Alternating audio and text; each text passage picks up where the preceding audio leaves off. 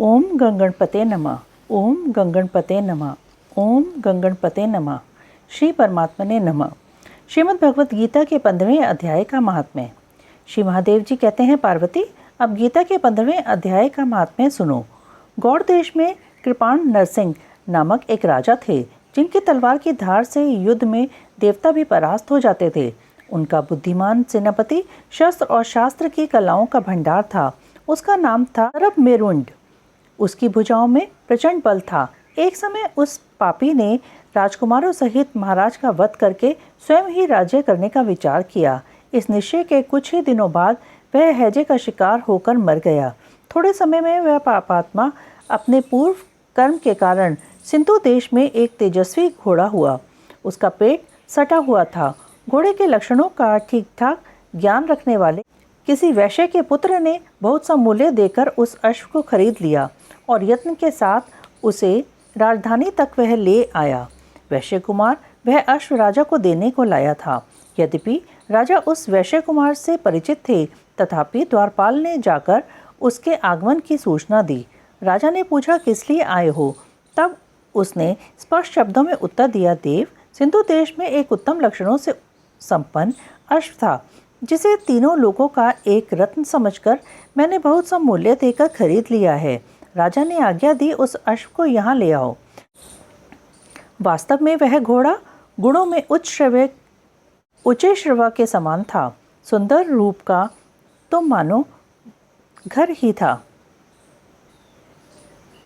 शुभ लक्षणों का समुद्र जान पड़ता था। वैश्य घोड़ा ले आया और राजा ने उसे देखा। अश्व का लक्षण जानने वाले अमात्यों ने इसकी बड़ी प्रशंसा की। सुनकर राजा अपार आनंद में निमग्न हो गए और उन्होंने वैश्य को मुमांगा सुवर्ण देकर तुरंत ही उस अश्व को खरीद लिया। कुछ दिनों के बाद एक समय राजा शिकार खेलने के लिए उत्सुक हो उसी घोड़े पर चढ़कर वन में गए। वहां मृगों के पीछे इन्होंने अपना घोड़ा बढ़ाया। पीछे पीछे सब ओर से दौड़कर आते हुए समस्त सैनिकों का साथ छूट गया। वे हिरणों द्वारा आकृष्ट होकर बहुत दूर निकल गए। प्यास ने उन्हें व्याकुल कर दिया। तब वे घोड़े से उतरकर जल की खोज करने लगे। घोड़े को तो उन्होंने वृक्ष की डाली में बांध दिया और स्वयं एक चट्टान पर चढ़ने लगे। कुछ दूर जाने पर उन्होंने देखा कि एक पत्ते का टुकड़ा हवा से उड़कर शिलाखंड पर गिरा है। उसमें गीता के 15वें अध्याय का आधा श्लोक लिखा हुआ था। राजा उसे बाँचने लगे। उनके मुख से गीता के अक्षर सुनकर घोड़ा तुरंत गिर पड़ा और अश्व शरीर को छोड़कर तुरंत ही दिव्य विमान पर बैठकर वह स्वर्गलोक को चला गया। तत्पश्चात राजा ने पहाड़ पर चढ़कर एक उत्तम आश्रम देखा, जहां नागकेशर, केले, आम और नारियल के वृक्ष लहरा रहे थे। आश्रम के भीतर एक ब्राह्मण बैठे हुए थे, जो संसार की वासनाओं से मुक्त थे। राजा ने उन्हें प्रणाम करके बड़ी भक्ति के साथ पूछा, ब्राह्मण, मेरा अश्व जो अभी अभी स्वर्ग को चला गया है, उसमें क्या कारण है? राजा की बात सुनकर त्रिकालदर्शी मंत्रवेत्ता एवं महापुरुषों में श्रेष्ठ विष्णु शर्मा नामक ब्राह्मण ने कहा, राजन, पूर्व काल में तुम्हारे यहाँ जो सरबमेरुंड नामक सेनापति था, वह तुम्हें पुत्रों सहित मारकर स्वयं राज्य हड़प लेने को तैयार था। इसी बीच में हैजे का शिकार होकर वह मृत्यु को प्राप्त हो गया। उसके बाद वह उसी पाप से घोड़ा हुआ था। यहाँ कहीं गीता के 15वें अध्याय का आधा श्लोक लिखा मिल गया था। उसे ही तुम बाँचने लगे। उसी को तुम्हारे मुख से सुनकर वह अश्व स्वर्ग को प्राप्त हुआ है। तदंतर राजा के पार्श्ववर्ती सैनिक उन्हें ढूंढते हुए वहां आ पहुंचे। उन सबके साथ ब्राह्मण को प्रणाम करके राजा प्रसन्नतापूर्वक वहां से चले और गीता के 15वें अध्याय के श्लोकाक्षरों से अंकित उसी पत्र को बाँच बाँच कर प्रसन्न होने लगे। उनके नेत्र हर्ष से खिल उठे थे। घर आकर उन्होंने मंत्रवेत्ता मंत्रियों के साथ अपने पुत्र सिंभल को राज्य सिंहासन पर अभिषिक्त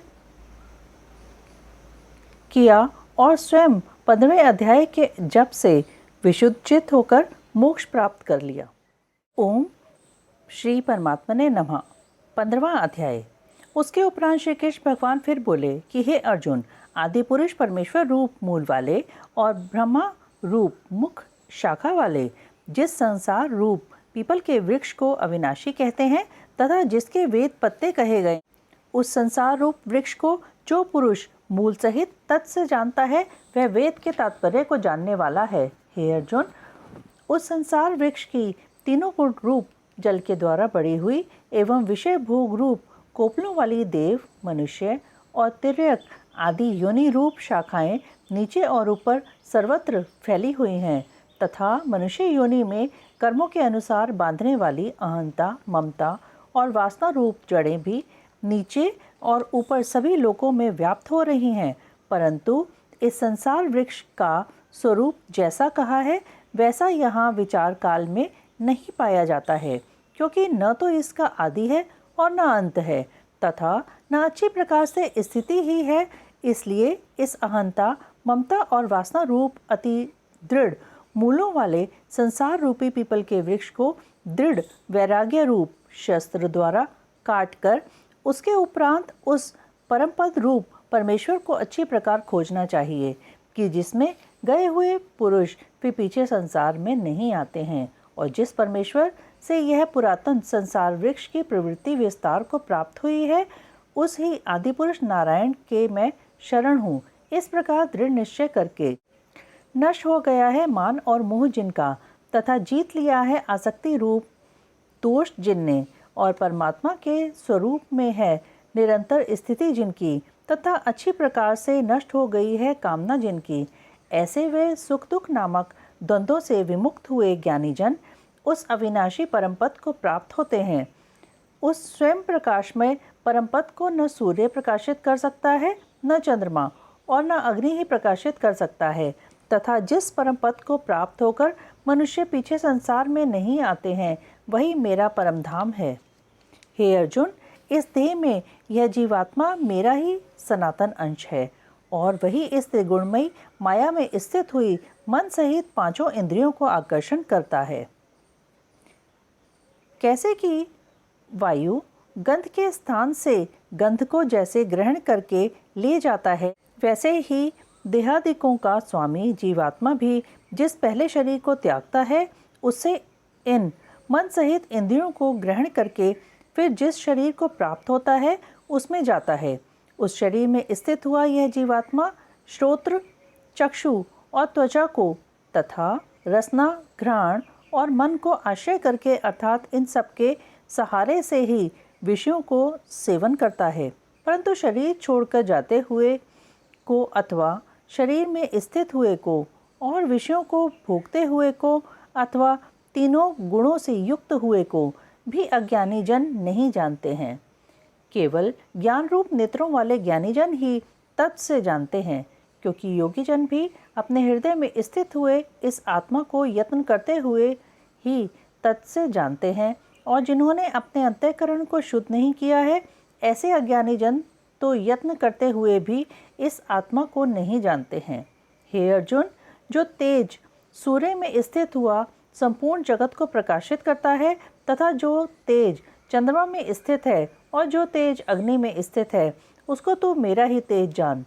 और मैं ही पृथ्वी में प्रवेश करके अपनी शक्ति से सब भूतों को धारण करता हूँ और रस स्वरूप अर्थात अमृतमय चंद्रमा होकर संपूर्ण औषधियों को अर्थात वनस्पतियों को पुष्ट करता हूँ तथा मैं ही सब प्राणियों के शरीर में स्थित हुआ वैश्वानर अग्नि रूप होकर प्राण और अपान से युक्त हुआ 4 प्रकार के अन्न को पचाता हूँ और मैं ही सब प्राणियों के हृदय में अंतर्यामी रूप से स्थित हूँ तथा मेरे से ही स्मृति, ज्ञान और अपोहन होता है और सब वेदों द्वारा मैं ही जानने योग्य हूँ तथा वेदांत का कर्ता और वेदों को जानने वाला भी मैं ही हूँ।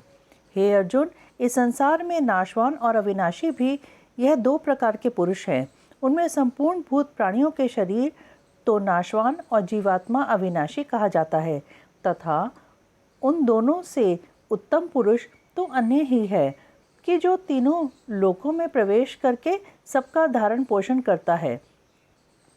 एवं अविनाशी परमेश्वर और परमात्मा ऐसे कहा गया है क्योंकि मैं नाशवान जड़ वर्ग क्षेत्र से तो सर्वथा अतीत हूँ और माया में स्थित अविनाशी जीवात्मा से भी उत्तम हूँ, इसलिए लोक में और वेद में भी पुरुषोत्तम नाम से प्रसिद्ध हूँ।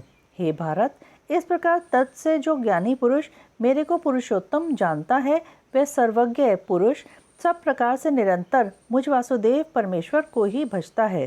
हे निष्पाप अर्जुन, ऐसे ही अति रहस्य युक्त गोपनीय शास्त्र मेरे द्वारा कहा गया है। इसको तत्व से जानकर मनुष्य ज्ञानवान और कृतार्थ हो जाता है, अर्थात उसको और कुछ भी करना शेष नहीं रहता।